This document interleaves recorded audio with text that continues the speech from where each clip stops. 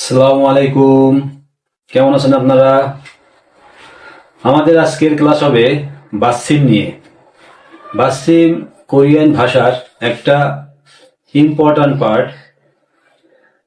Korean ভাষায় আপনার বাসিমকে প্রায় 70% শব্দের ভিতরে পাওয়া যায়। সো আজকে আমরা শিখব বাসিম কাকে বলে এবং কোন কোন শব্দ দ্বারা বাসিম হয়, আর কোন কোন ব্যঞ্জন বর্ণ দ্বারা বাসিম কিভাবে উচ্চারণ হয়। আসলে দেখা যাক বাসিম কাকে বলে। হলো বাত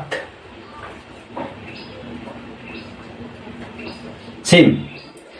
বিয়োপের সাথে আ যুক্ত হয়েছে, বিয়ে তাহলে কি হলো বয়াকারে বা, আর নিচে দিগত গেছে তাহলে কি উচ্চারণ হবে? ত উচ্চারণ হতে কি হলো বাত সিম। ছয় ছয় সিওতে ছয় ছয় ছয়স্কারে সি ম সিম বাত সিম। তাহলে বাত সিম কাকে বলে? মূল বর্ণের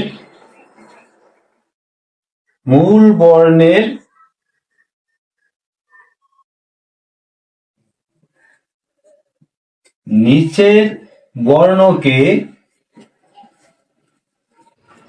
তাহলে মূল বর্ণের নিচের বর্ণকে, এখানে মূল বর্ণ কোনটা? এখানে মূল বর্ণ হলো বি। হ্যাঁ, এটা হলো মূল বর্ণ। নিচের বর্ণ কোনটা? এই ডি। সিমের মূল বর্ণ কোনটা? এইটা, এবং এটা হলো নিচের বর্ণ। তাহলে কি বলছে? মূল বর্ণের নিচের বর্ণকে কি বলা হয়? বাতসিম বলা হয়।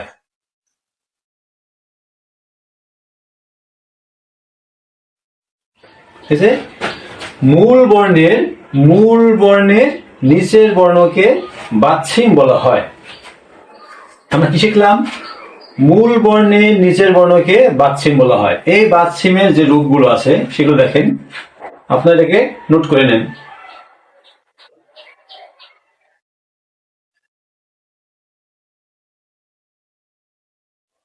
আমরা এবার দেখব ব্যঞ্জন বর্ণ, কোন কোন ব্যঞ্জন বর্ণ বাতসিমে গেলে কি কি উচ্চারণ হয়। আসেন দেখি।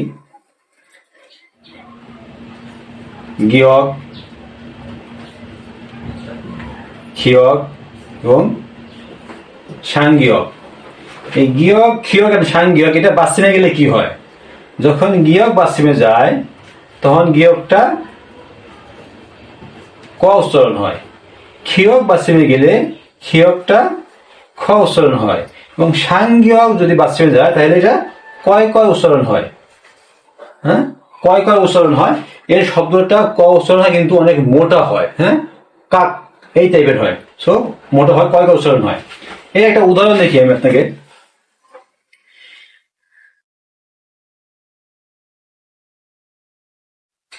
ইয়াক, এই শব্দটার নাম কি? ইয়াক। হ্যাঁ, ই আক, ইয়াক। তাহলে কি হলো? বাতসিমে গিয়ক গেছে, তাহলে কি উচ্চারণ? ক উচ্চারণ হয়। এই ইয়াক একটা মানে দ্বারা, ইয়াক মানে হলো কোরিয়ান ভাষায় বলা হয়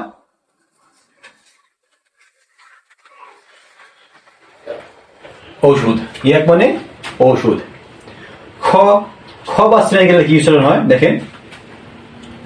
খিয়ক, তাহলে আমরা কি লিখবো? এই উদাহরণস্বরূপ বু বরস্কারে বু বুয়ক। হ্যাঁ, এই খিয়ক বুয়ক। এই বুয়ক মানে কি? হ্যাঁ, কি দাঁড়াইলো? হ্যাঁ, এই বিয়োগটা আমরা প্রথমে বসলে ফ গেলাম, ফুয়ক দেই, তাহলে কি হলো? ফরস্কারে ফু, হ্যাঁ ফুয়ক, ফুয়ক না ফুয়ক, এটা হবে ফুয়ক। ফুয়ক, তাহলে ফু অক।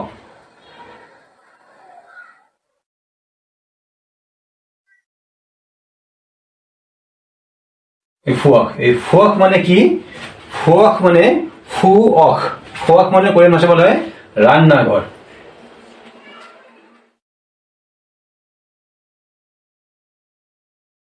রান্নাঘর। তাহলে কি হলো? গিয়াও যখন বাতসিমে গেল ক উচ্চারণ হয়েছে, কি হয়েছে? ইয়াক মানে ওষুধ। আর খেয়েও যখন বাতসিমে গেছে খ উচ্চারণ হয়েছে, কি হয়েছে? বুয়াক মানে হলো রান্নাঘর। এবার কয় কয় কয় কয় যখন বাথরুমে যায়, মানে সাংঘিক আর কি, বাথরুমে গেলে কি উচ্চারণ হয়? কাক। এই সাংঘিককে আপনার প্রথমে বসলে ক উচ্চারণ হয়, তাহলে কি হলো? এই কাক। আর নিচে এটা গেলে কয় কার উচ্চারণ হলো? কাক দা। এই যে দিগতে দা, কাক দা। হ্যাঁ, কি উচ্চারণ ভাই? সাংজ্ঞা যখন প্রথমে বসে ক উচ্চারণ হয়, এবং সাংজ্ঞা যখন বাথরুমে যায় তখন এটা কয় ক উচ্চারণ হলো? কাকদা।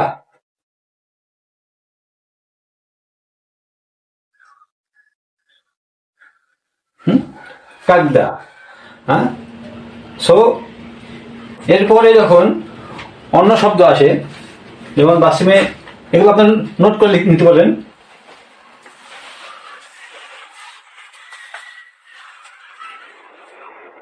এরপরে বাথরুমে যেগুলো আসে, এরকম নিয়ন। হ্যাঁ, নিয়ন নিয়ন নিয়ন মূল বর্ণে বসলে নিয়ন উচ্চারণ হয়, বাথরুমে বসলেও নিয়নই উচ্চারণ হয়। হ্যাঁ, যেমন এই আন। হ্যাঁ, কি হয়েছে এটা?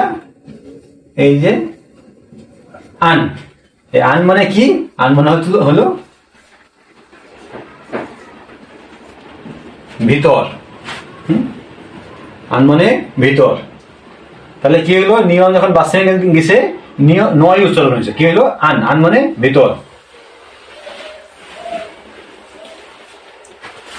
এরপরে কি আছে? মিউ।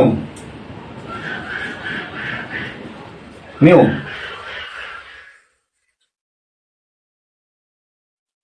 মিয়মের প্রথমে ম আছে, পরে ম আছে। সো মিয়ম যখন বাঁচিয়ে যাবে, এই ময় উচ্চারণ হবে। যেমন উদাহরণস্বরূপ আমরা বলতে পারি কি? মাং সি। ময়াকারে মা অনেশ্বর, ইয়ং এ ইয়ং রে অনেশ্বরে অনেশ্বর উচ্চারণ হয়। সো মাং এবং সি, মাংসি। কি হলো? মাং সি। মাংসি মানে কি? হাতুর। মাংসি মানে হাতুর।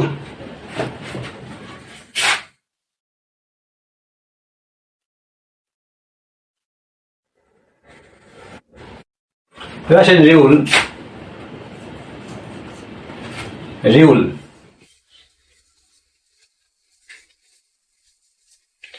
রিউল বাসিমে গেলে কি উচ্চারণ হবে? ল উচ্চারণ হবে। হ্যাঁ, বাসিমে গেলে রিউল হবে বা ল উচ্চারণ হবে। উদাহরণস্বরূপ কি হবে? এই যে কি আছে এটা? যেহেতু বিয়ে প্রথমে বসে, কি করে আসবে? ফ উচ্চারণ হবে। তো ফা। হ্যাঁ, ফয়কারে ফা। আর যেহেতু রিউল বাসিমে গেছে, তাহলে ল উচ্চারণ হবে। কি হবে? এই ফাল। ফাল মানে কি? পা। ফাল মানে পা। সো রিউল যখন বাসিমে যায়, ল উচ্চারণ হয়, এবং এইভাবে আসলে উচ্চারণ হয় ল। সেটা কি দাঁড়ায়? ফা। এই ফাল, ফাল মানে হলো পা।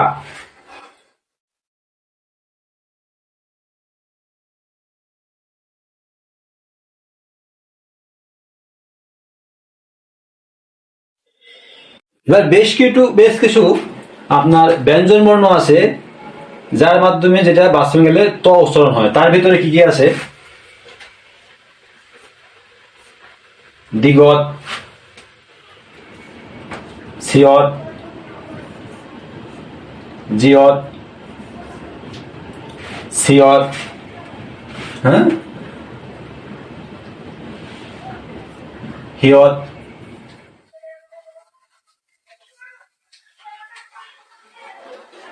সাংসিয়ত। এইগুলো বাথরুমে গেলে কি উচ্চারণ হয়? ত উচ্চারণ হয়। কারণ দিগতের সাপোজ কি আছে? দি, গুড, দ্বিগুণ। দিগতে এটা কাটিয়ে দিলাম, থাকলো কি? দ। আর নিচে থাকলো কি? ত। সো বাসিম যখন এই দিগত যখন বাসিমে বসে, তখন ত উচ্চারণ হয়। সিয়ত, জিয়ত, সিয়ত, হিয়ত এবং সাংসিয়ত, এগুলো বাসিমে গেলে কি উচ্চারণ হয়? ত উচ্চারণ হয়।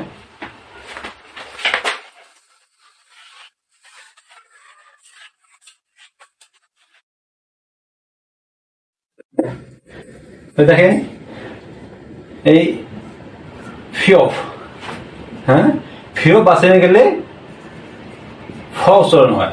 হ্যাঁ, যেমন আফ, এই আফ, আ ফ, আফ। এই আফ মানে কি? আফ মানে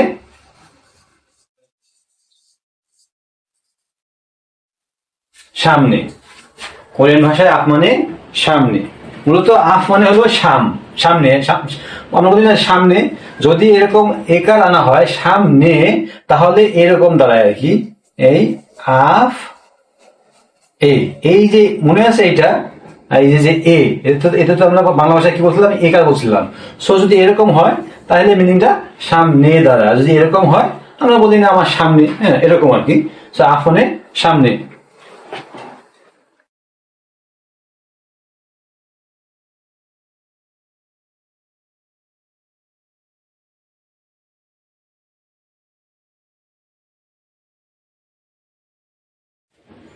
এরপরে দেখেন ইয়ং, এই যে ইয়ংটা, এই ইয়ং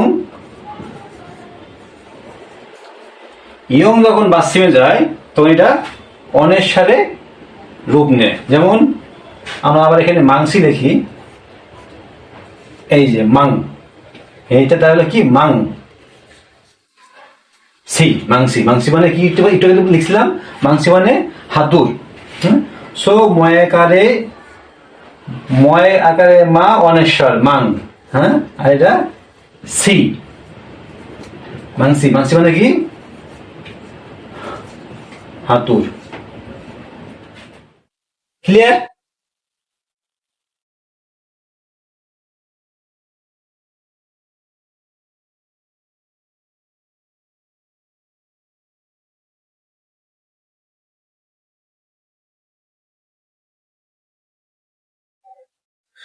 সো এইটা ছিল আমাদের বাথরুমের ক্লাস। ব্যঞ্জন বর্ণ কিভাবে বাথরুমে যায়, আর বাথরুমে যাওয়ার পরে কোনটা কোন শব্দতে উচ্চারণ হয়। বাথরুমের আর একটা রূপ আছে, যেটাকে বলা হয় জোড়া বাথরুম। এই জোড়া বাথরুমটা আপনারা পাবেন আমার পরবর্তী ক্লাসে। সো আজকের মতো এখানে সমাপ্তি। ভালো থাকবেন। সালামু আলাইকুম।